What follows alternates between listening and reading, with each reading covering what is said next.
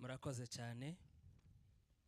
Reka tubagezeho umwirondoro umwana wacu Tantine watabarutse. Nataka kutusomea historia hatutatafsiri. Umwana wacu yitwaga Tantine Nyasamaza Jessica. Yavutse tariki 24 z'ukwezi kwa kane umwaka wa 2001. Avukira mu gihugu ca Republika Iharanira Demokrasi ya Kongo, mu ntara ya Kivu y'Amajepfo, territoire ya Fizi, mu Minembwe mu karere ka Muriza. Ise yitwaga Nkumbutsi Serweja, mama we yitwa Maombi Nyashimwe, papa we akaba yaramubanjirije. Amashuri yize, ishuri ritangira ariryo twita école primaire yaryigiye kuri Muriza, ayisumbuye nanone aza kuyakomereza mu gihugu c'Ubugande ku ishuri ryisumbuye ryitwa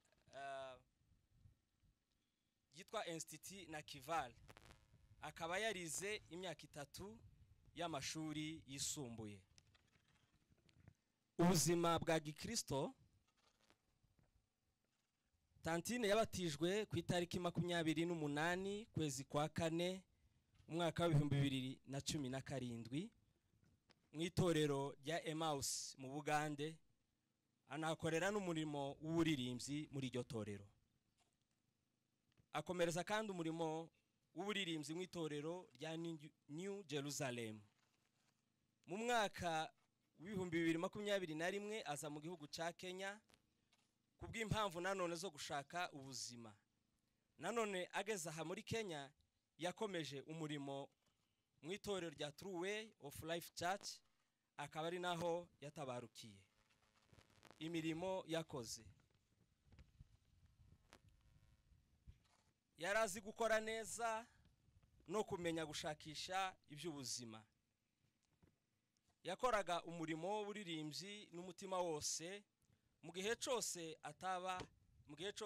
yaba arimo awukora. Yitabiraga ibikorwa bya korali bitandukanye ndetse n'imisanzu yose akayitanga nk'uko bikwiye. Yakiranuka mu kigira 10 n'amaturo, n'igihe atabonaga umwanya wo guterana, ariko yahita yohereza ica 10 ciwe kuba gishinzwe. Nanone yagandukiraga ubuyobozi bw'itorero n'ubw'umuryango avukamwo. Yarafite iterambere n'imigambi myiza ku muryango wose muri rusange. Nanone ibyamurangaga, Tantine yarangagwa n'ubwitonzi n'ubunyangamugayo. Kigira 2, yagiraga amagambo make n'ubugwaneza. Yaritonda akanubaha cyane. Kigira 4, yari umunyamasengesho nyabyo bitari ibyo guhatirwa mu buryo yasengaga. Buri munsi wa na 4 Tantine yararaga nanone mu cyumba c'amasengesho akarara senga. Bakiba muri plote, hara inzu bagiraga nta bantu bari bayirimwo, akagenda munsi wa na 4 akarara senga. Buke iyo nzu iza kubona uyipanga, ahita asaba ubuyobozi bw'itorero abadiakoni, arababwira ngo buri munsi wa na 4 bazaba mushakira umwanya azarara mu masengesho. Ibyo bintu yarabikoze igihe cyose yabaye muri torero, abikora neza cyane. Akaba yitavye Imana tariki ya mbere y'ukwezi kwa 11 umwaka wa 2025 mu bitaro za Kenyatta University Hospital Far, azize nanone uburwayi bwo ku bwonko. Ahita atabaruka. Tumwifurije iruhuko ridashira. Reka tubasabe mwese guhaguruka mu munota umwe twibuka umwana wacu. Banyamurenge gusa, BC uko wangu peke yake, abantu bose bahatuye kuva ku banyagihugu, watu wote wa Kenya na watu wa familia zetu, kugeza n'abandi batuye hano ntazi, na wengine ambao siwajui, ariko bose bemeye gutabara. wote wamekuja Nukuri baraduhumuriza na kutufariji. Biranezeza cyane. Hayo mambo yamenifurahisha sana. Kuri ibyo zose bakoze, kwa yote ambayo mmefanya, nukuri Imana ibaha umugisha. Mungu awabariki. Ikindi chongeho, neno lingine, Je nshimiye Imana cyane. Nashukuru Mungu sana. Kanshimira itorero rya Tantine yarabamwe. Nashukuru kanisa ambalo alikuwa anashiriki. Itorero rya Tantine yarabamwe. Kanisa lake baranejeje cyane. Wamenifurahisha. Mu buryo bantangaje. Wamenishangaza. Jewe nashitse hano muri iki gihugu. Mimi nilipokuja Kenya. Umunsi nshika wa gatanu. Siku ambayo nimefika. Nageze mu bitaro. Nilipofika hospitalini. Mbona ibitaro Tantine nagwariyemwo. Nikaona hiyo hospitali ambayo alikuwa amegonjeka ndani. Numva binteye ubwoba. Yakaweza kunitisha. Ni ibitaro byiza. Ilikuwa hospitali nzuri. Ariko haricho naza mbigayamo. Lakini kula kile sikuwa nafurahia. Mbigaye yuko kwa sababu nta muntu ugwaza undi. Hawangekubali mgonjwa alale na mtu mwingine. Baharwa n'amasaha ureba umugwayi ugasohoka. Sasa hata kulikuwa na hesabu masaa ya kuvisit. Ivyo mbirebye. Nilipoangalia hayo ndabigaya cyane. Sikufurahia. Bishaka kumbabaza cyane. Ikanipea huzuni kidogo. Mu buryo natekereje. Hapo ikafika wakati nimefikiria. Mu buryo nyaza mbona twari kumwe nabandi. Tulikuwa na watu wengine. Ariko nkazangira ngo ndi jenyine. Naweza kufikiria niko peke yangu. Ndatekereza. Nikafikiria. Ndavuga ngiyo ntamenye Imana. Nikasema nisingejua Mungu. Nari kwiyahura hano. Maybe ningefanya kitu kibaya. Naza mbona nk'ubwenge bwanje. Nilikuwa nikiona hekima yangu. Nareba uko bimeze aho hantu. Nilipoona vile kulivyo. Nareba uko umwana ameze. Na vile mtoto alikuwa. Kumva ibitekerezo byanje bigiye kure. Nafika mwisho wa fikira zangu. Ariko nza kumenya nyuma kuko namenye Imana. Lakini nikafikiria nimejua Mungu. Ariko iyo ntayimenya. Singejua Mungu. Nienda mwahambye babiri. Maybe watu wawili wangeenda siku moja. Ariko nshimiye Imana. Lakini nashukuru Mungu. Imana nkomereje aho hantu. Kwa sababu Mungu amenisaidia. Imana yatumye mpumurika. Akanipea nguvu za faraja. Ndatahura umutima wanje. Nikaweza kufikiria ndani ya moyo wangu. Kuri ibyo byose. Kwa hayo yote. Bishimiyemwe Imana yabikoze. Nashukuru Mungu kwa hayo amefanya. Ikindi chongeho. Neno lingine. Shimi itorero rya Tantine. Nikishukuru kanisa pia. Itorero rya Tantine ryarahagurutse mu buryo ubushobotse bwose. Kanisa imesimama vile iwezekanavyo. Bakoze imirimo itangaje. Wamefanya kazi ya ajabu. Nukuri bakoze umurimo je mpamo na tutokora twebwe ni wacu nyakivana. Wamefanya kazi ambazo mimi singeweza. Naza ntekereza nkabona. Nilikuwa nikifikiria. Nta muntu narinzi hano muri kino gihugu. Hakuna mtu nilikuwa ninamjua hapa Kenya. Uyu wareze Tantine gusa. Isipokuwa ango yake ambaye amemlea. Abandi bose ntabona narinzi. Watu wengine sikukuwa nawajua. Natekereza ico kintu. Nikifikiria mambo hayo. Kumva ibitekerezo byanje bigeze kure. Nikafikiria zaidi. Ariko nsanga. Lakini nikapata. Sanga abantu b'Imana. Watu wa Mungu. Bari hano. Ambao wako huku. Bakora imirimo ikomeye. Wakafanya kazi ya ajabu. Bakora ibyiza byinshi. Mambo mazuri. Bene data ndababwiye ngo njewe. Ndugu zangu. Ubwanje. Kwa niaba yangu. Sina cha kuwalipa. Mbaye naweza kuwatoshea. Ariko Imana yonyine. Lakini Mungu mwenyewe. Ijya mwamukorera. Mbaye mnafanyia kazi. Ukuri zabahembe. Mungu atawalipa. Nshimiye kuva kuba pastori wabo ugo rusengero. Kuanzia wachungaji wa kanisa. Uhera kuri revera wabo. Kuanzia mchungaji mkuu reverend.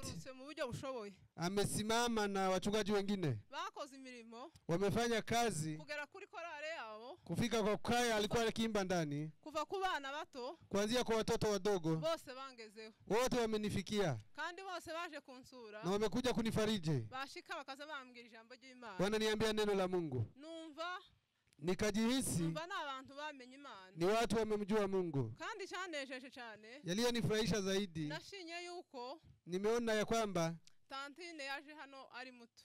Amekuja hapa Tantine akiwa mdogo. Yarahageze imyaka 4. Alikuwa na miaka 4. Ariko muri iyo myaka yose, katika miaka hiyo, urusengero yashikiyemo runo nyine, kanisa ambaye alikuwa anashiriki, bamufashe nk'umwana wabo. Wamemchukua kama mtoto wao. Bamutoza uburezi bwiza. Wakamuonyesha njia nzuri. Ukuri Tantine yarazi Imana. Alikuwa anajua Mungu. Kuva kiri muto yamenye Imana. Kuanzia akiwa mdogo. Ntabwo vyatewe ngo nije wamwigishe kumenya Imana. Sina kwamba nimemfunza zaidi. Ashanga undi muntu.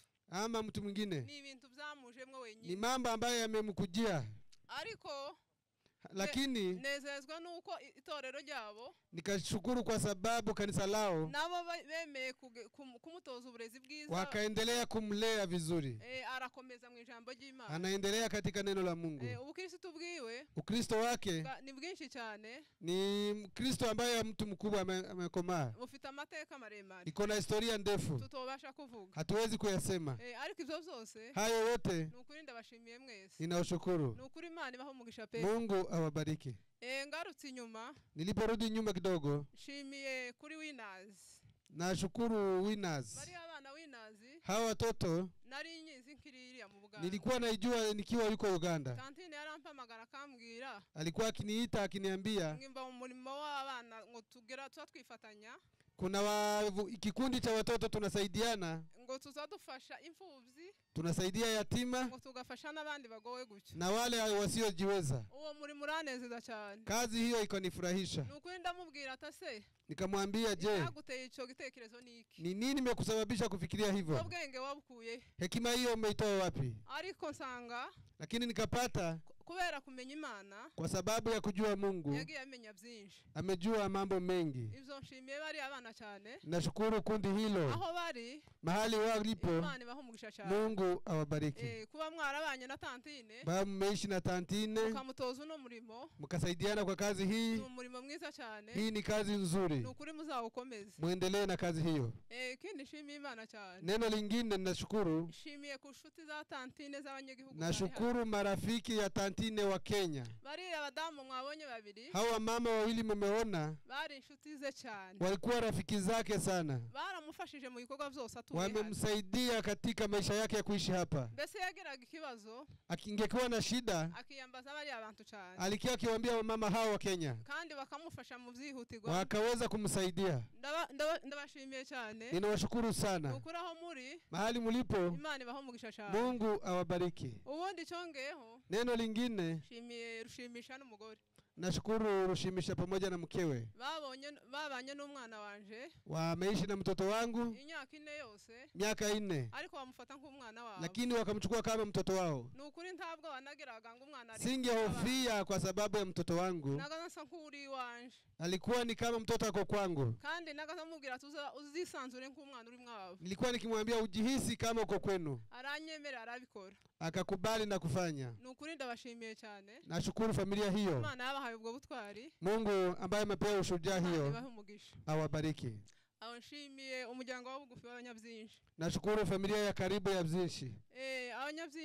Abanyabyinshi barahagurutse cyane. Wamesimama. Bakora umurimo utangaje abantu. Wakafanya kazi ya kushangaza watu. Kandi uranezeza. Na ikanifurahisha. Tavuze ku mazina ngo mvuge fulani na fulani. Bila kusema fulani na fulani. Mwese rusange aho muri. Nyinyi nyote mahali mulipo. Mwiyumve mwese ku muntu wese namuvuze. Mjihisi ya kwamba nimewaambia kwa majina. Bakoze imirimo. Wamefanya kazi. Mimi kazi hiyo kanishangaza. Kuburyo naza ntekereza nkavuga. Nilikuwa nikifikiria na kusema. Namaze kugira kino kibazo umwana amaze guhera. Mtoto alipoaga. Tekereza nagize agahinda ariko ntekereza ikindi kintu. Nikaweza kufikiria jambo lingine. Ndatekereza ndavuga ngo uyu mwana waguye hano. Nikasema mtoto ambaye amehaga akiwa huku. Iki gihugu ni cy'abandi yararimo. Hii ni nchi ya kigeni ambaye alikuwa ndani. Ibyangombwa yarafite byari by'Ubugande. Ibyangombwa sawa. Mbona yuko bigoye. Nikaona ya kwamba ni vigumu. Ntekereza guhambwa kuyu mwana. Nikafikiri itakuwa ngumu kuzika mtoto huyo. Ntekereza mbona ko bigoye. Nikaona itakuwa ngumu. Ariko hamwe n'Imana. Pamoja na Mungu. Imana yatekereje iki kintu. Mungu ambaye amefanya haya. Ikagikora. Na kufanya. Kandi Imana yateguje buno bukwe bwiza. Na Mungu ameandaa siku hii kuu. Niyo yabukoze. Mungu ndiye amefanya siku hii. Nukuri ndavuze ngo mwegwe mwese aho muri. Nasema nyinyi kila mmoja ambaye amehusika. Mwiyumve yuko mbashimiye. Mjihisi ya kwamba nimewashukuru. Imana bahumugisha. Mungu awabariki. Ubundi nshimiye umuryango w'abazigaba buri hano. Nashukuru familia ya Bazigaba. Ni umuryango niwo mvukamwo. Ni familia ambayo ni yangu. Ariko barantabaye cyane. Wamekuwa karibu nami. Barampumuriza. Wakanifariji. Baranyegera. Wakanikaribia. Bakora n'indi mirimo itangaje. Wakafanya kazi ya ajabu. Tatekereza. Siwezi kufikiria. Leo sina nabatekerezaga nagira ngo none habaho bake. Nilikuwa nikifikiria si wengi huku. Ariko nasanze hariyo benshi cyane. Nikapata familia ni wengi huku. Kandi abo bose. Na hao wote. Niko babashe kunyegera. Wamenikaribia. Bakora n'imirimo nyinshi. Na wakafanya kazi. Kuri ivyo byose. Kwa hayo yote. Ndavuze ngo Imana ibahe umugisha. Mungu awabariki. Ubundi nshimiye abanyakarere kiwacu. Nashukuru watu wa mahali tumetoka. Abanyakarere kiwacu. Watu wa area yetu. Nukuri barakoze cyane. Wamefanya kazi. Mu buryo n'abana bahagurutse. Hata watoto wamesimama. Bakaza baza gukora hari. Wanakuja kufanya kazi hapo nyumbani. Bakora imirimo nyinshi. Wakafanya kazi nyingi. Inejeje cyane. Mbaye inafurahisha. Naza ngira ngo ndije nyine. Nilikuwa nikijisi nikiwa peke yangu. Ariko nsanga turi benshi. Nikapata tuko wengi. Kandi mwese aho muri. Kila mmoja mahali yako. Nziko mwese n'umwana yaruwanyu. Najua huyu mtoto alikuwa mtoto wenu. Nukuri mwese ndababwiye ngo pole. Nyinyi wote nasema poleni. Ntabwo nije wabuze umuntu gusa. Si mimi nimepoteza peke yangu. Ahubwo ni twese. Ni sisi wote watu wa area yetu.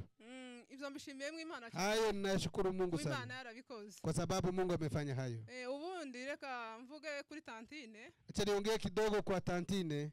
Tantine acha kugwara. Alipogonjeka yarampamagaye. Amenipigia. Arambwira ngo mama. Kaniambia mamangu. Ngo narose. Nimeota ndoto. Ngo umuntu anyereka inzu.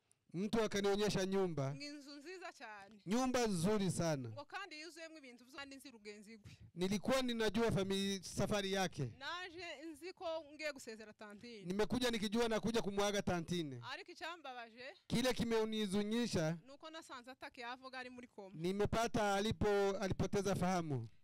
Ariko lakini Tantine yateguye urugendo rwiwe. Ameandaa safari yake. Tantine yari imbuto yeze. Ilikuwa mbegu ambayo imekomaa. Kandi imbuto yeze. Na mbegu ikikomaa igomba gusarurwa. Lazima iende. Tantine imirimo yiwe. Kazi ya Tantine. Kuva kiri umwana. Alipokuwa mdogo. Tantine ntiyanamize nk'abandi bana. Hakukuwa kama watoto wengine. Ntabwo nigeze mbona Tantine. Si kuona Tantine. Mbona kosa nk'ikintu cyombabaza. Akifanya si kuona akifanya jambo ambalo inaunihuzunisha. Kandi ivyo ko ndabivuga mbihagazeho. Na ninasema hiyo kwa ukweli. Si ibintu byo gupfa kuvuga. Si mambo ya kuongea tu. Tantine mu bana banje bose. Miongoni mwa watoto wangu. Yari umwana w'imfura. Alikuwa mtoto first born, mtoto mzaliwa wa kwanza. Ariko imirimo yiwe yagasakora. Lakini kazi zake yararenge abandi bana bose. Alikuwa zaidi ya watoto wengine. Yaragira ubwenge. Alikuwa na hekima bwiwe yahawe n'Imana. Ambaye amepewa na Mungu. Tiyaga shaka ijambo ryo nkwaza no mu mutima. Hakukuwa anataka kunihuzunisha. Nagasangira ngo mbabare nko mu mutima. Niliposikia kuhuzunika kidogo. Akaba ari unkomeza. Yeye akanifariji. Muri make kwa uchache Tantine yari umujanama wanje mkubwa. Alikuwa mshauri wangu mkubwa. Nagiraga ikibazo. Nilipokuwa na shida. Nakibwira Imana yanje na Tantine. Nilikuwa nikiambia Mungu wangu na Tantine. Abantu babiri. Hao watu wawili. Nta muntu wundi waruzi ikibazo cyane. Hakuna mtu mwingine alikuwa anajua shida yangu. Tantine mbere umwana mwiza. Akawa mtoto mzuri kwangu. Ise yarapfuye. Baba yake alipokufa. Kandi yasiza kiri muto. Na alikuwa mdogo Tantine. Ariko yahagaze mu mwanya we. Lakini akasimama kwa nafasi. Kandi yahagaze mu mwanya w'umukobwa. Kwa nafasi ya msichana. Ahagarana mu mwanya w'abahungu. Hata kwa nafasi ya wavulana. Ivyo byose yarabifanya. Hayo yote akayafanya. Tantine yarafite inkingi ikomeye. Alikuwa anashikilia sehemu kubwa katika familia yangu. Hata kwa ndugu zake. Yabahezaga inama nziza. Alikuwa akiwashauri vizuri. Abahugura mu magambo. Na kuwashauri. Nukuri Tantine ibintu yakoze. Yale amefanya Tantine. Yakoze imirimo itangaje. Amefanya kazi ya ajabu. Ikindi Tantine yakoze. Jambo lingine Tantine amefanya. Ijambo yaragira Tantine yari umugwaneza. Alikuwa mtu mpole. Tantine yarishimaga. Alikuwa na furaha. Tantine yaragira ubwenge bumeze ukuntu. Alikuwa na hekima. Yarakurebaga. Angekuona. Wamubwira ijambo. Ukimwambia neno. Kugira ngo agusubiza kanza karitekereza. Ili akujibu anaweza kufikiria kwanza. Ariko kuba Imana. Lakini kwa sababu Mungu. Yaratekereje. Ameona. Kuri uyu munsi wa none. Siku ya leo. Ko Tantine agomba gutaha. Ili Tantine aweze kwenda. Tantine ntiyapfuye. Tantine hakukufa. Tantine arasinziriye. Amelala. Tantine yaratashe mu bwami bw'Imana. Ameenda katika ufalme wa mbingu. Kandi Tantine yari umugeni w'Imana. Na alikuwa bikira wa Mungu. Kuri ivyo byose. Kwa hiyo yote. Titwobabara cyane. Hatuwezi kuhuzunika zaidi. Kabataramenye Imana. Kama watu ambao hawakujua Mungu. Ngisubiye inyuma. Nikirudi nyuma kidogo. Umunsi wa gatanu mva mu bitaro. Siku ya 5 nilipotoka hospitali. Navuye mu bitaro mbabaye cyane. Nilipokuwa na huzuni sana. Ariko ngeze nijoro njyame. Nilipofika usiku nikilala. Habe mu gitondo nka saa 11. Asubuhi saa 11. Numva umuntu mzukije ngo bzuka. Nikasikia mtu ananiamsha amka. Arambwira ngo Tantine yarangije. Akaniambia Tantine ameaga. Ngo kandi yage kurangiza. Na ameenda. Ngaravuga. Na akasema. No ndavyuka njewe. Mimi nikaamka. Tekereza ijambo ambwiye. Nikafikiria kwa neno hiyo nimeambiwa. Ndavuga se tantine yavuze gute? Nikauliza tantine amesema nini? Kanda hantu yarara gwari nta undi muntu nyanza. Na mahala alikuwa peke yake. Sasa yavugisha abaganga. Ameongea na madaktari. Arambwira ngo tantine yavuze. Kasema tantine ameongea. Ubwo saa hiyo ndatekereza cyane. Nikafikiria sana. Ndazuka. Nikaamka. Numva ko njewe wese niyumvamo ko tantine yarangije nyine. Nikajihisi tantine ameaga. Ariko mbere y'ivyo baada ya hayo ndasubira ndaryama. Nikalala. Kandi mbabaye cyane. Nikiwa na huzuni. Ndangize umuntu arambwira. Mtu akaniongelesha. Ngumva nkubwire. Je, acha nikuambie. Ngo nguhaye events y'indirimbo. Nimekupea stanza ya nyimbo. Ngizivuga. Mbaye nasema. Ngabazaja muri kiriya gihugu. Mbao wale wataenda katika nchi hiyo. Ngo bazaba bambaye imyenda yera. Watakuwa na mavazi meupe. Ngo baramesha ibishura byabo. Mbao wamefua mavazi yao. Ngo bikikamba y'ubugingo. Mbao wamegojea taji ya uzima wa milele. Ndavuga ngo Imana ishimwe. Nikasema Mungu apewe sifa. Ndavuga ngo tantine. Nikasema tantine yagiye mu ijuru ameenda mbinguni amepumzika. Turavuka gusa turikomeza ngo tuje ku bitaro. Tukaamuka tu tukienda hospitali. Ariko twagenje maze kubabwira ati tugende tuje kureba umuramba ariko tantine. Mimi nikawaambia tunaenda kuona mwili lakini tantine ameenda. Dushitse tantine. Tulipofika yarangije tutarinjira no mu bitaro. Ameaga kabla tuingie katika hospitali. Kuri ibyo byose. Kwa hayo yote nukunishimiye Imana. Nashukuru Mungu. Kuri ibyo byose yatayarishije. Kwa hayo yote ameandaa. Akaba ari byo. Amen. Shimiye Imana kubwo guhagarara ku munsi wa nyuma wa tantine. Nashukuru Mungu kwa kusimama kwa siku ya mwisho ya tantine. Abamuvuze mwabitegereye. Wamemuongea mumesikia. Urumva bayasoje. Mambo yote yameongewa. Ubundi tantine yahagaze mu cyimbo cyase. Amesimama kwa niaba ya baba yake. Mweruka hamaze ko ndatekereza muri imyaka 10 irashize. Mimi tumeachana kwa muda wa miaka 10. Kuva ngeze mu Uganda nyari ntarabona tantine. Tangu nikuwa Uganda nilikuwa sijaona tantine. Kuya mafoto gusa. Isipokuwa picha. Tukavugana kuri telefone. Tunaongea kwa simu. Tantine nyageze mu Bugande. Nilipofika huko arampamagara. Akaniita. Arambaza ngo se shanga ufite abana bangahe? Kaniuliza je uko na watoto wangapi? Ndamubwira ngo mfite abana 8. Namwambia niko na watoto 8. Arambwira ngo pole cyane kubwo gupfusha umugabo. Kaniambia poleni sana kwa sababu ya kupoteza mzee. Tantine aransura mu cyimbo cha papa we Nkumbutsi. Akanifariji kwa niaba ya baba yake. Agura igitenga arakinyohereza. Akanunua nguo akanitumia. Arambwira ngo shanga ngo uzogisoneshe ngo modeli nziza ngo numara unyohereza ifoto. Akaniambia ushoneshe nguo hii alafu nitumie picha. Ndagisonesha mwohereza ifoto. Nikashona nikavaa nikamtumia picha. Ariko umunsi nyagisingiriye nyararize. Siku nilipopokea nguo hiyo nimeweza kulia. Tekereza kure cyane. Nikaweza kufikiria mambo mengi. Ndavuga ngo tantine umwana nyahetse ku mugongo. Nikajisema je mtoto ambaye nimembeba mgongoni karansura anaweza kuniona.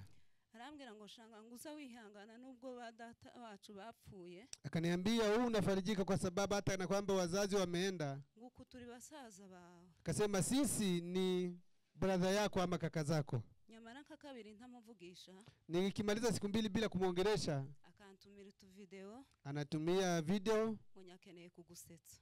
Akasema nimetaka kukuchekesha. Nguza wikura mwo bira byose byatambutse. Sasa usahau mambo yaliyopita. Mwisi wacu ni mwijuru. Mbinguni ulimwengu sio kwetu, kwetu ni mbinguni. None kuba mpagaze ku munsi wa nyuma tantine. Sasa niliposimama kwa siku hii ya tantine. Yakoze imirimo myinshi hano ku isi. Amefanya kazi nyingi hapa ulimwenguni. Imirimo inejeje abantu. Kazi za kufurahisha watu. Inejeje Imana kuko ari yo kubanza. Hata inafurahisha Mungu.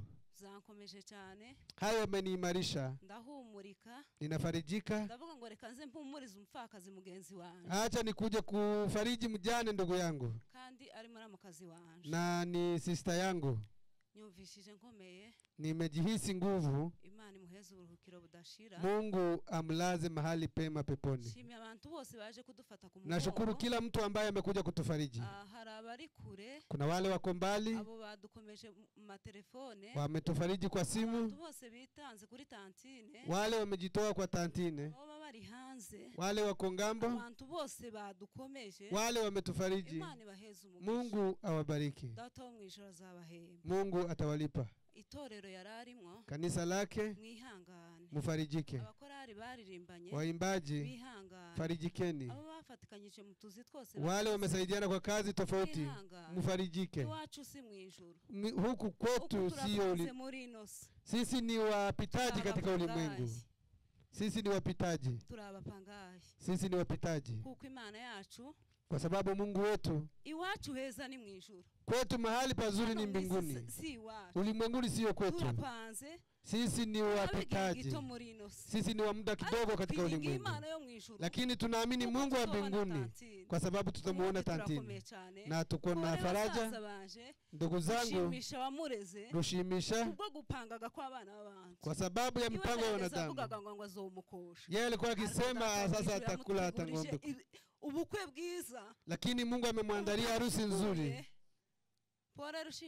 pole rushimisha Demai nawe pole dada yangu pole pia Imana yacuye umugeni wayo Mungu amemchukua bikira wake Mungu ambariki kandi mwifurije uruhukiro budashira amen reka dusaba tunashukuru Mungu kwa sababu ametufikisha shima Imana kuko mpagaze ahantu nashukuru Mungu kwa kuwa hapa ndamuvuga amagambo abiri nitaongea maneno mawili abaturanyi bamuvuze birenzeho majirani wameongea zaidi aho yakoreraga bamuvuze mahali alikuwa akifanya kazi wameongea itorero ryamuvuze kanisa limeshuhudia Imana ibahamugisha cyane Mungu awabariki uyu mukobwa yarangwaga n'ibintu bibiri mchana huyu angezirika kwa mambo mawili yarangwa no kwitonda upole ikindi cya kabiri neno la pili yarangwaga no gushima ikintu cyose ukoze agashima angeweza kushukuru kwa kila kitu ungemfanyia nakoraga kantu kufasha barumuna biwe ningefanya jambo kuhusu ndugu zake wadogo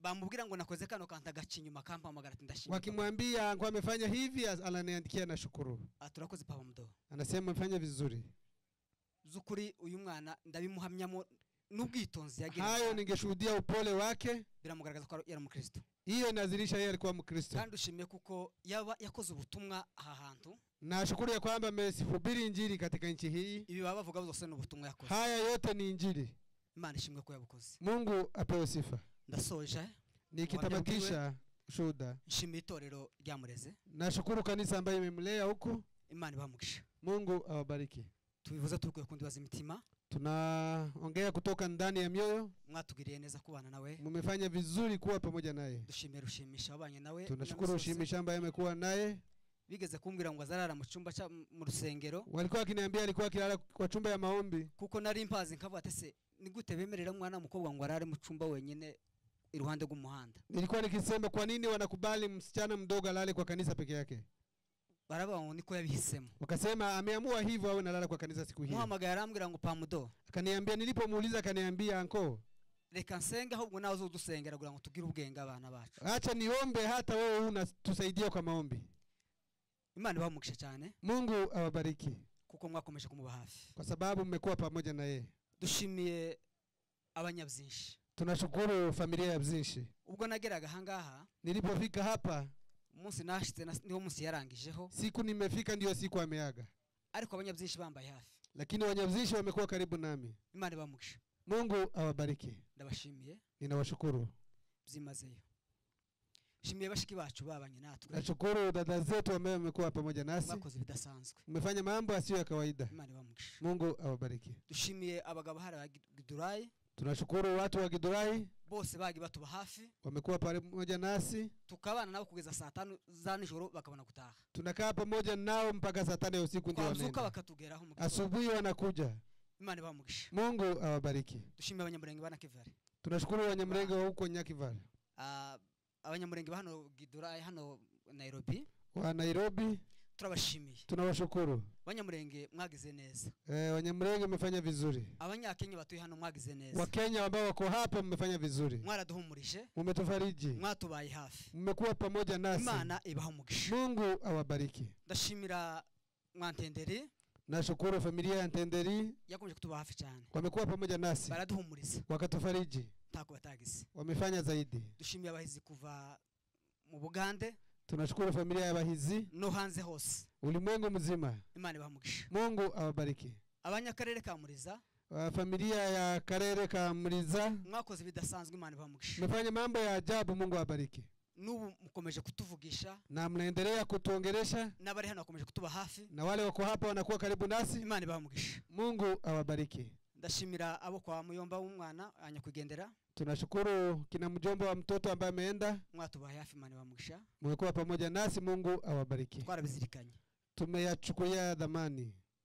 Zukuri hakika haba kwa gatandatu lipofika Jumamosi abaganga bavuga kuko uyu munsi bitosho kucumira toshoka kwishura amafaranga, wakasema Sunday hawangeweza kulipa pesa, ariko twirukira Pastor Ndabaramiye. Tunauliza Pastor Ndabaramiye yakoze kintu kidasanzwe, amefanya jambo la ajabu. Imana imumugisha mwinshi cyane. Mungu amubariki. Imana imumugisha. Mungu amubariki. Nakuvuga ndamushimira turi kumwe. Nilikuwa nikifikiria nitamshukuru tukiwa pamoja. Hari byinshi twagiye tubanamo nawe cyane. Kuna yale tumesaidiana na yeye, ariko kugeza n'ubu nyine nako tutacakomeje tubana nawe. Na mpaka sasa tuko pamoja na yeye. Imana imumugisha cyane. Mungu amubariki. Namwe ndabashimiye. Kila mmoja namshukuru. Waje kubana natwe. Wale wamekuja kuwa pamoja nasi. Abadufasha mu mugongo. Wale wametufariji. Imana ibamugisha. Mungu awabariki. Dushimiye Zairwa wabanye n'umurwayi kuva tangiye kurwara. Tunashukuru Pastor Zairwa ambaye amekuwa pamoja na mgonjwa. Namwe ndungutse, Imana ibamugisha. Ndungutse, Mungu awabariki. Imana ibagirire neza. Mungu atende mema. Imana muhumure kuri budashira. Bwana Yesu asifiwe. Amen. Ndumva ndasoma kugira ngo nihute. Mimi nitasoma ndio niharakishe. Kandi murumva aho mpera ko ndabura aho mpera. Ninakosa mahali nitaanzia kugira ngo ngabanye amakomantere ili niweze kuzuia kukaa. Mbere shimiye ndatinda. Mbele nashukuru ndatinda. Wafashe initiative yo guhamagara Tantine amushiramo morale yo kuza muri Kenya gushakisha ubuzima. Mbaye amekuwa pamoja, amehusika kumuleta Tantine kutafuta maisha hapa. Muri ico gitekerezo no muri uwo mugambi, katika mpango hiyo niho havuye kugeza kuri barubuna biyo kuri byinshi no kuri mama we. Imesababisha afikie afanye mambo mengi kwa ndugu zake. Imana igumugisha mwinshi. Mungu akubariki. Ndageze kera ku ndwara yiwe. Ninafika kwa ugonjwa wake. Ndashimira umuryango wa Winners. Nashukuru familia ya Winners. Ni si Winners hariya. Winners mwikubitiro nibo bafashe ya mbere mu gusura Tantine. Mwanzo ndio wamechukua hatua ya kwanza kumtembelea Tantine. Mbere y'umuryango wa bugufi, mbele ya familia ya karibu, mbere y'ababyeyi bi, mbele ya wazazi wake. Bakimara kumva ko Tantine yarwaye, waliposikia ya kwamba Tantine amegonjeka, ariko nari gusaba umuyobozi wa hano muri Kenya nuri wavuye mu Bugande bahaguruke mbashimire bahagaze. Vuga amagambo. Viongozi wake waweze kusimama ni washukuru wako. Wahagarariye Winners hano nuri wavuye. Yule anasimamia Winners hapa na yule ametoka Uganda. Bahagaze nababonye. Mugume muhagarare muraza kwicara ariko shoje ibyanyu. Muendelee kusimama. Kubera ko mbana na bamwe mu bagize Winners, kwa sababu naye niko pamoja na wale wanafanya katika ministry hiyo. Mbere nabahaye igitekerezo cy'umudamu w'umunyarwanda waguye hano dorose gushingura hano. Mbele nimapea fikira ya mtu ambaye kutoka Rwanda alikuwa amegonjeka akakufa hapa. Mbona baragikoze batamuzi, wakamshughulikia bila kumjua. Ico kintu kinkora ku mutima cyane. Jambo hiyo kanigusa ndani ya moyo. Kubera ko mbana n'umuyobozi, kwa sababu naishi pamoja na kiongozi, simwemere ko yoyobora. Sikukuwa namkubali kama naweza kuongoza neza vizuri. Kamubwira ngo nampundi no vugisha kamuhichi, namwambia sasa nipe mtu mwingine naweza kuongelesha. Akavuga ati ni jewe byose nutanca kanamia usiponipitia hakuna mahali pengine utafikia. Ndamushimiye cyane ko yabaye intwari. Namshukuru sana kwa sababu amekuwa shujaa, ko yazamuye nyine icyifuzo akaenda na waswali hilo baragikora wakafanya. Ubwa kabiri, neno la pili, kubwo bwa mbere baje bamusanga mu rugo bazana na envelope yo kumusura. Wamekuja wakampata nyumbani wakamusaidia. Ubwa kabiri barasubira kandi bazana indi envelope iremere cyane bamusanga mu bitaro. Wakaja na bahasha kubwa wakakuja hospitali. Ubwa gatatu, mara ya tatu, iyi mipira muhamubona twambaye, hizi t-shirt ambazo tumezivaa, iyi online muhamubona tusanzwe, hii online ambayo tunalipaga kila wakati, utu sticker twose dufite, hizi sticker ambazo tuko nazo, ibi bintu muhamubona byinshi mambo mengi ambayo yanafanyika hapa babikoze kubwo gushigikira wameyafanya kwa sababu ya kusaidia kama sawa mu bakomera amashi cyane nataka muwapigie makofi sana shimiye mwese abantu bavuye mu turere dutandukanye nashukuru kila mmoja ambaye mahali ametoka dufite video byinshi iriya mu mihana mu mazu yacu tuko na video nyingi huko nyumbani ariko mwebwe mwaje lakini nyinyi ambaye mmekuja turabashimiye cyane tunawashukuru sana na Mungu awabariki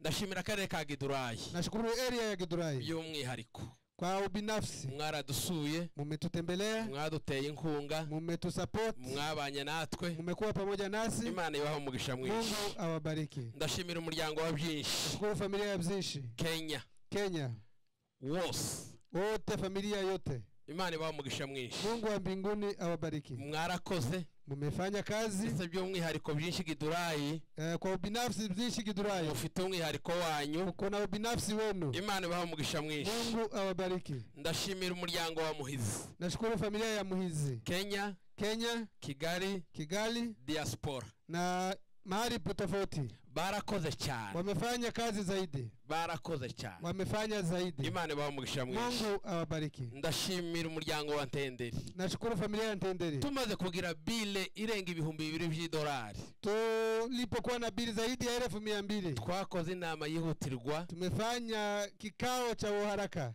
ducira amafaranga kuweza kutenga kiwango cha pesa batanga amafaranga menshi wakatoa pesa nyingi ndabashimiye abo bari bose Imana nashukuru mahali walipo Mungu awabariki ndashimira abanyiri gihugu nashukuru wa Kenya batanze umusanzo wabo wametoa mchango wao badukinguriye amazu yabo wamefungua manyumba yao turayavogera turayanduza tukaweza kuzichafua Imana y'umujuru baho umugisha mwinshi Mungu awabariki ndashimira amatorero ya Gidurayi nashukuru makanisa ya Gidurayi kugeza ejo ku munsi wa nyuma nanone paka siku ya mwisho jana ubufasha bwanyu mwarabugaragaje mchango wenu tumeiona Imana ibaho umugisha mwinshi Mungu awabariki ndashimira itorero rya True Way nashukuru kanisa la True Way barakoze umwana akiri mu bitaro wamefanya mtoto alipokuwa hospitali na nyuma aho atahiye barasubira wakati alipoaga wakafanya kazi nimugoroba baraye bazanye ndoro yabo jioni wameleta mchango wao Imana y'umujuru baho umugisha mwinshi Mungu wa mbinguni awabariki nagabanyije amakomantere cyane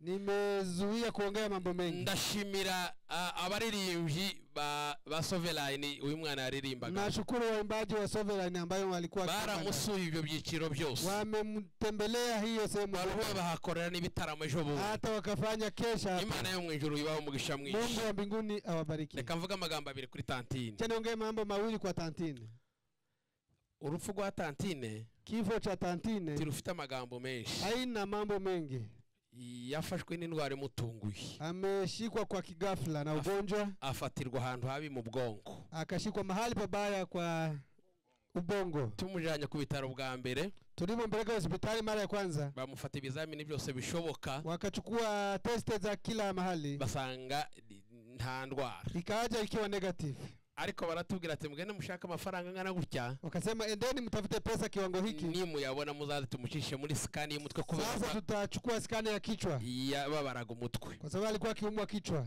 tuyabonye tusubirayo tulipopata pesa tukarudi tugeze bafashe scan waliposhika scan batubwira kuko ubwonko bwiwe bwabaye affecte na n'igituntu sasa wakasema ndani ya ubongo kulikuwa TB bagomba kutubwira ko bakora andi matest ariko kandi tubona koko kera bitari wakasema kuna usaidizi watafanya lakini iyo niyo ndwara ijanye Tantine hiyo ndio ugonjwa sasa imechukua Tantine Tantine yari umugwaneza alikuwa mtu mpole yarubahaga alikuwa mtiifu tiyombwiye ngo papa mdogo cyangwa papa mkubwa hange niambia nko mdogo ama mkubwa yageza avuga gusa ngo papa alikuwa akiniita baba kandi yavugaga maki na alikuwa kiongea mambo machache Tantine bamuvuze kanisa wamemuongea kanisa ariko ndumwe ukurikirana hafi cyane imikorere myinshi y'abakristo niko miongoni mwa wale wanaangalia kazi za Wakristo nabwiye abapasiteri ndababwira ngo mugende mwe mufate igitabo cy'ikanisa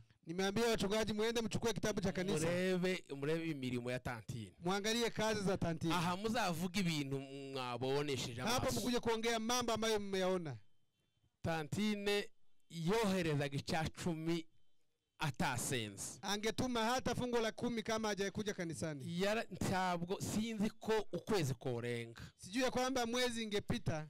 Yanyuzagamo no mu mizi ukabona ka SMS kudufaranga duke ariko akamba kwandikira ngo ni cacu.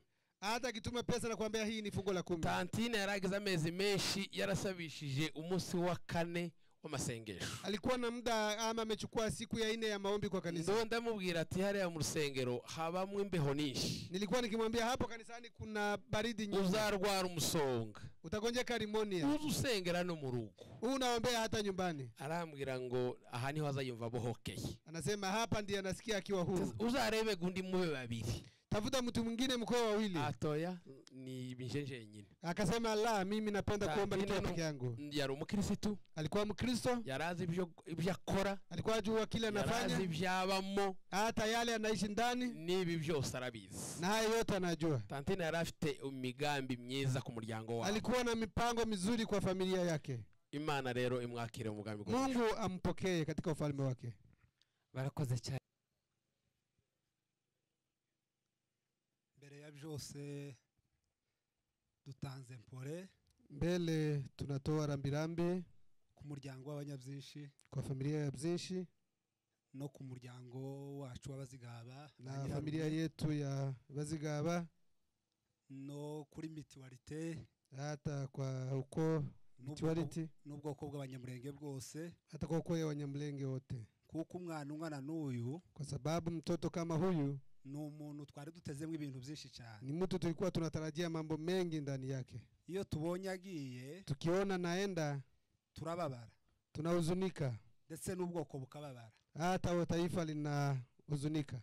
Ariko mwese mwihangane, lakini farijikeni nyinyi wote, tuzamusanga mu bwami, tutampata katika ufalme wa mbinguni.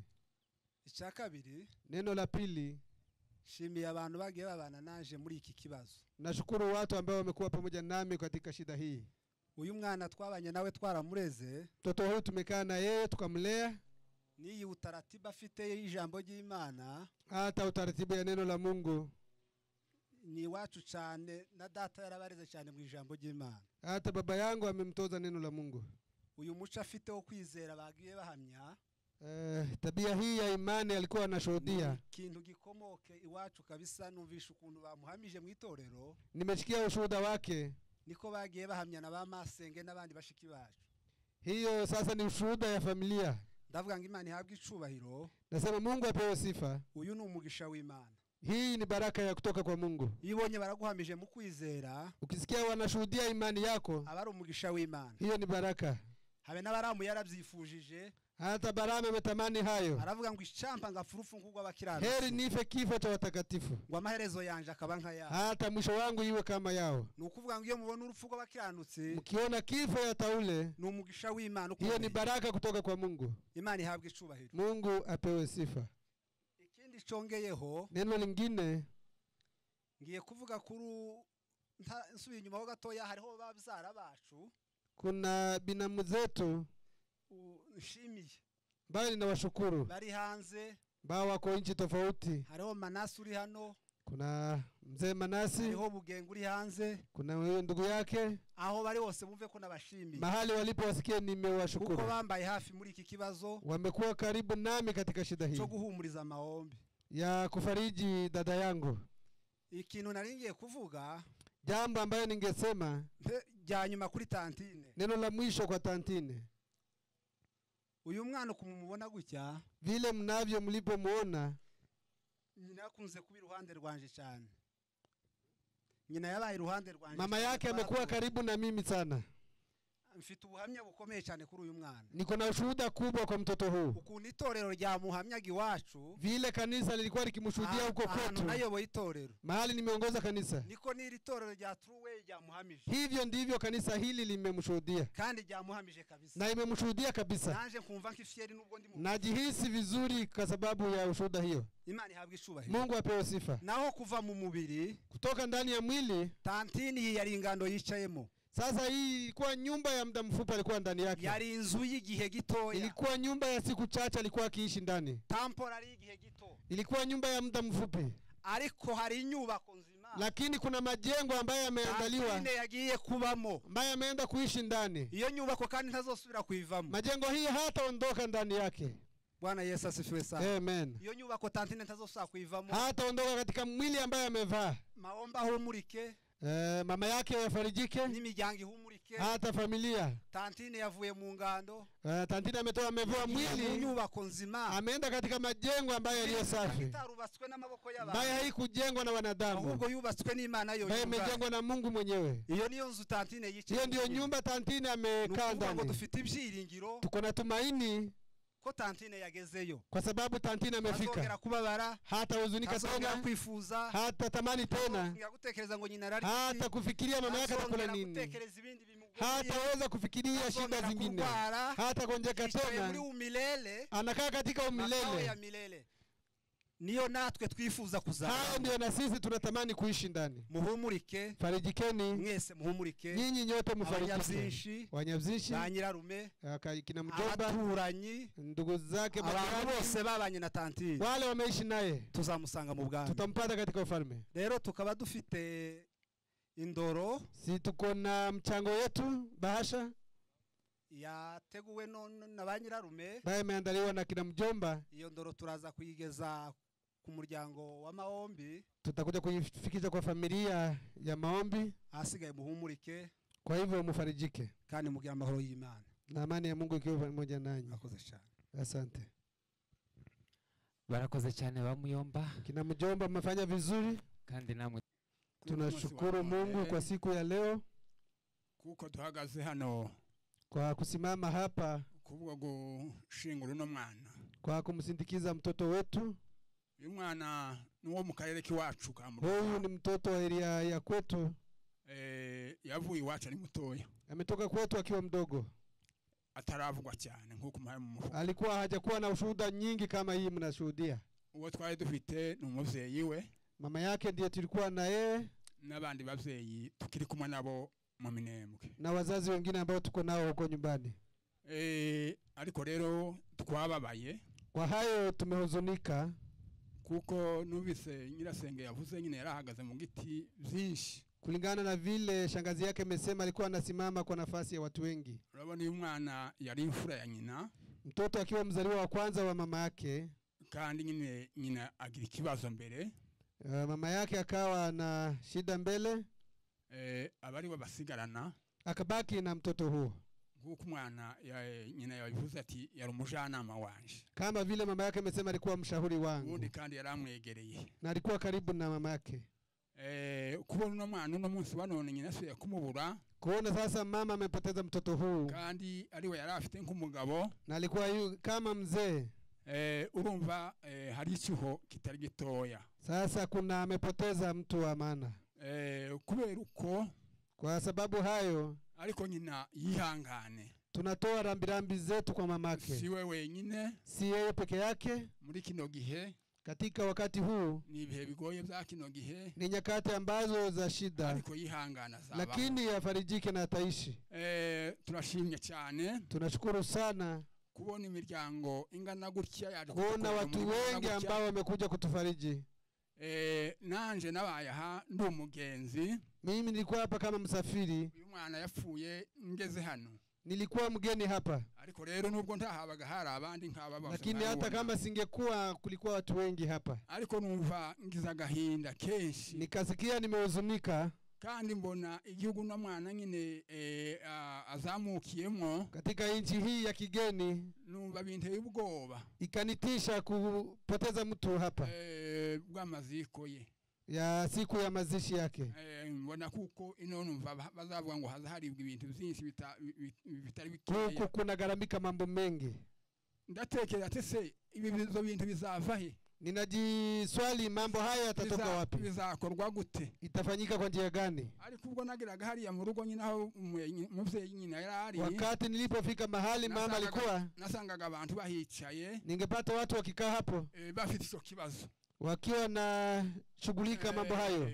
Ariko mbona abantu bagihagurukiye. Kuna watu wamesimama kwa kazi hizo. Babirimo. Wanashendelea kushughulika. Mbona bizashoboka. Nikaona yatawezekana. Rero tutagiye muri menshi. Bila kuongea mengi. Abantu bose twabashimiye. Tunashukuru kwa kila mtu. Kuona umunsi wa none Siku ya leo mwatabaye, mlipokuja, mwaherekeje, mumesindikiza mtoto wetu. Turumva dukomeye, tunajihisi nguvu. Cyo gituma dukomeza n'umuvyeyi wiwe. Ndio maana tunashikilia mzazi. Natwe turabavyeyi biwe nyine. Na sisi ni wazazi wake. Nk'abanyakarere. Kama watu wa area. Urumva iki ni kibazo cacu. Hii sasa ni shida yetu sisi wote. Turabashimiye. Tunawashukuru. Nk'abanyakarere. Kama watu wa nyumbani. Abanyaminembwe. Watu wa Minembwe. Mbona abandi ari benshi barahanga abanyaminembwe. Ariko twebwe turaba ku cicaro. Sisi ni watu sasa wa kijiji. Ni tunataha tuzavuga makuru imuhira. Hata tukirudi tutasema habari. Mubavyeyi basigaye. Katika wazazi ambao wamebaki. Tuzaguma twihanganishe umuryango. Tutaendelea kuwa pamoja na familia. Tuzi n'ubu ngubu umuryango uri ifite ikibazo. Hata familia iko huko iko na shida. Uzuguma no kugira ibibazo. Rero kwa hivyo tukaba tubabwiye ngo tunawaambia indoro yacu, mchango wetu uri inyuma, utakuja. Nanone tutuyobe urugo, tutafika nyumbani, aho tuzahagera, tutafika hapo. N'abantu bo mu rugo, ni watu wa nyumbani, turabafite, tuko pamoja nao, turabashimiye, tunawashukuru. Barakoze cyane, reka tubasabe basubire mu byicaro. Asante sana. Tumubwira ko mu bushobozi buke dufite, katika uwezo mdogo tuko nao, twifuza gukorana n'abanyabyinshi. Tunatamani kufanya kazi pamoja na byinshi. Bari bafite uburenganzira bwo kubikora bonyine, wangekuwa na uwezo wa kufanya kazi pekee, ariko bemera ko dukorana kuko natwe ni umuryango. Lakini wamekubali tuweze kuweka mchango pamoja. Turabashimiye cyane. Tunawashukuru sana. Ndashimira abavandimwe mubona hano. Ndugu nawashukuru sana. Abani bakeya babonetse. Wamoja ni wachache hawa. Kubera ko Winners ikorera mu bihugu bitandukanye. Winners zinafanya katika nchi tofauti. Ariko singiye kuyivuga hano. Lakini sitamki nchi hizo. Kubera ko cyo ikogo cyatuzanye. Si jambo ambalo limetuleta. Ariko mu izina rya Winners family yose ahiri ku isi. Kwa niaba ya Winners family ulimwengu. Ndabashimiye. Nawashukuru. Ndabizi ko baradukurikirana. Najua wengine wanatufuata katika mtandao. Mahali nchi tofauti. Imana idakira ni gobeheza umugisha. Mungu ambaye awabariki. Ndashimira timu ya media ya Winners. Nashukuru timu ya media Winners. Kubera ko Winners ni umuryango munini. Winners ni familia kubwa. Ifite abashinzwe ikoranabuhanga. Tuna wale ambao wanahusika na mitandaoni. Umuvandimwe amaze kwitaba Imana. Dada yetu alipoaga, uhagarariye media team, ambaye naongoza media team, niwe muntu wa mbere wampamagaye. Ndiye mtu wa kwanza amenipigia simu. Arambaza ngo ese ko umuvandimwe yitavye Imana. Je, mbona dada yetu ameaga? Turakora iki? Tutafanya nini? Turabiganira na ntaraganira n'abandi bayobozi bose. Tukazungumza kabla nilikuwa bado sijazungumza na wengineo. Ndamubwira ati ntacho nakubwiye tutaravugana n'abayobozi. Siwezi kujibu kabla sijaongeza na viongozi wengine. Kuganira n'abacu. Baadaye mazungumzo na wengine. Ibyo twakoze twarabikoze. Tuliyofanya tukayafanya. Arambwira ati nabo bano basore bose bari hano, vijana hawa ambao mnawaona hapa, araza kubahamagara, nitakuja kuwapigia simu bazaze gukora live n'amafoto hano, waweze kufanya live na picha kandi batishuwe bila malipo. Nubwitange bukomeye, hiyo ni kujitoa kweli. Ndabashimiye, nawashukuru sana. Ntabwo navuga ngo ndibyo twakoze kubera ko nishingano zacu kubikora, ni jukumu letu kutenda, ahubwo turumva dufite gukora nibirenze ibyo twari gukora. Lakini ndani yetu tungeisi kufanya mambo ya ajabu mengi. Ndabashimiye bavandimwe, nawashukuru ndugu kubwitange bwanyu, kwa kujitoa. Timwakurikiye inyungu mushaka amafaranga, hamkufuata faida ya pesa. Naje kano kazi niko nkora, na kazi hii ndio ninaifanya, kandi mu biro bazatwishura. Tena katika matanga wanatulipa, lakini hayo barabyirengagije, wamepuuzia. Bumva ko tukwiriye, ni lazima kubana n'umuryango, tukuishi na familia. Turabashimiye mwese, tunashukuru nyote, kandi twifurije mwene data umuzuko wabera. Tunamtakia fufuo leo. Tumwibuka, tutaendelea kukumbuka. Winners family tuzategura umugoroba wo kumwibuka. Winners family tutaandaa jioni ya kumkumbuka. Nibwo tuzavuga amashimwe menshi kuri twe. Tutazungumza mengi. Murakoze cyane. Asante sana.